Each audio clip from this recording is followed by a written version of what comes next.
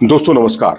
कुछ समय पहले तक क्रिकेट में एक टर्म का इस्तेमाल किया जाता था और उसका नाम है डेड रबर। जी हाँ, डेड रबर नाम की चीज आज कुछ नहीं है क्रिकेट में, क्योंकि अब WTC का जो मुकाबले होते हैं और उसमें कोशिश यही होती है हर टीम की कि वो अधिक से अधिक अंक अर्जित करें। ये एक पहला बड़ा कारण है। हम आपको 5 बड़े कारण बता रहे हैं इस वीडियो में कि आखिरकार डेड रबर जैसी चीज आज क्यों क्रिकेट से खत्म हो गई है।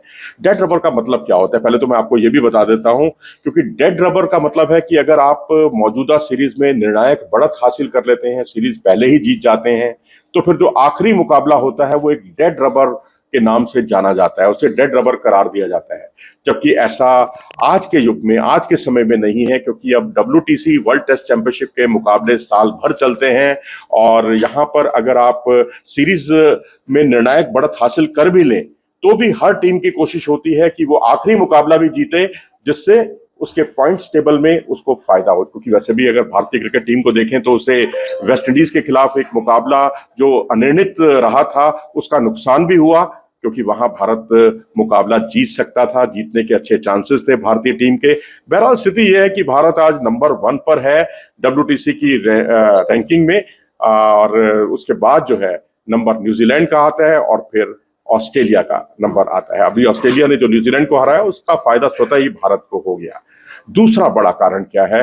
दूसरा बड़ा कारण यही है कि रविचंद्रन अश्विन जो है, ये मुकाबला जो खेलेंगे धर्मशाला में, ये उनका 100वां टेस्ट मैच होगा और किसी भी खिलाड़ी के लिए 100वां टेस्ट मैच खेलना बहुत ही यादगार होता है, और खासकर उसमें प्रदर्शन करना। अगर आप बॉलर हैं तो जाहिर सी बात है कि जिसने बेस्ट परफॉर्मेंस किया है, आप उस बेस्ट परफॉर्मेंस से बेहतर करना चाहेंगे। मुदैया मुरलीधरन, जिन्होंने अपने 100वें टेस्ट में 9 विकेट चटकाए थे, इसी तरह से शेन वॉर्न को देखें, उन्होंने अपने 100वें टेस्ट में 8 विकेट चटकाए, इसी तरह से 7 विकेट चटकाए थे अनिल कुंबले ने। तो अब ऐसी स्थिति में निश्चित तौर पर अश्विन भी इस मैच को यादगार बनाना चाहेंगे 9 से ज्यादा विकेट चटकाकर।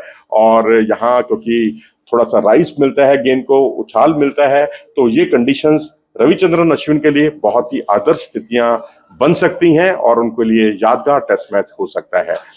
तीसरी बड़ी वजह, जिस तरह से अश्विन का ये 100वां टेस्ट है, ऐसे ही जॉनी बेस्टो जो है इंग्लैंड के बल्लेबाज, उनका भी ये 100वां टेस्ट मैच है। हालांकि इस सीरीज में उनका बल्ला खामोश रहा है, लेकिन ये वही खिलाड़ी है जब भारत का जो एक पिछली सीरीज जो हुई थी विदेश में, यानी इंग्लैंड में, उसका एक टेस्ट मैच जो है बाद में आयोजित किया गया था कोविड की वजह से, और उसमें उन्होंने बहुत ही शानदार प्रदर्शन किया था। एक मैच तो ऐसा भी याद है मुझे जिसमें उन्होंने और जो रूट ने, दोनों ने सेंचुरी बनाई थी। जॉनी बेस्टो का ने भारत से वो मैच एक तरह से छीन लिया था। तो वो खिलाड़ी कब फॉर्म में आ जाए, क्योंकि उसमें क्षमताओं की कमी नहीं है, 100वां टेस्ट मैच खेल रहा है ये खिलाड़ी, तो जाहिर सी बात है कि ये मैच उनके लिए भी बहुत यादगार है।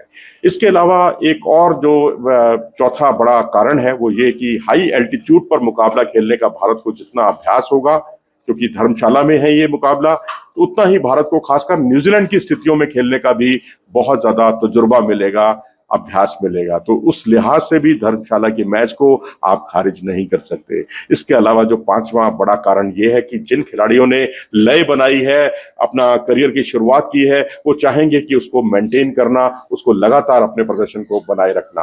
ध्रुव जुरेल ऐसे ही खिलाड़ी हैं जो पिछले मैच के मैन ऑफ द मैच थे, और उनकी 90 रन की पारी पहली पारी में, और दूसरी पारी भी उनकी बेशक हाफ सेंचुरी नहीं थी, लेकिन जीत में उनका बहुत बड़ा योगदान था। और वो हो चाहे रजत पाटीदार, हालांकि रजत पाटीदार का बल्ला नहीं चला इस सीरीज में, अगर उन्हें मौका मिलता है, जीवन दान मिलता है, तो उनके लिए भी ये बहुत चुनौतीपूर्ण होगा ये मुकाबला। अगर वो नहीं खेलते हैं तो जाहिर सी बात है कि देवदत्त पड्डीकल को ये मौका मिल सकता है, और देवदत्त पड्डीकल जिनका प्रदर्शन इंडिया ए की तरफ से इंग्लैंड लॉयंस के खिलाफ या रणजी ट्रॉफी में बहुत ही शानदार रहा है, उनके लिए ये मैच बहुत यादगार हो सकता है।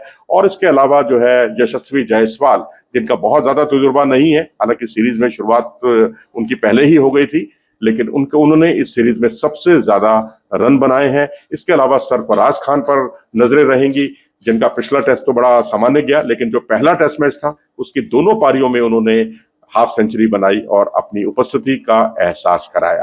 तो इस तरह से ये 5 बड़े कारण हैं जिसकी वजह से हम इस टेस्ट मैच को जो है डेड रबर नहीं कह सकते।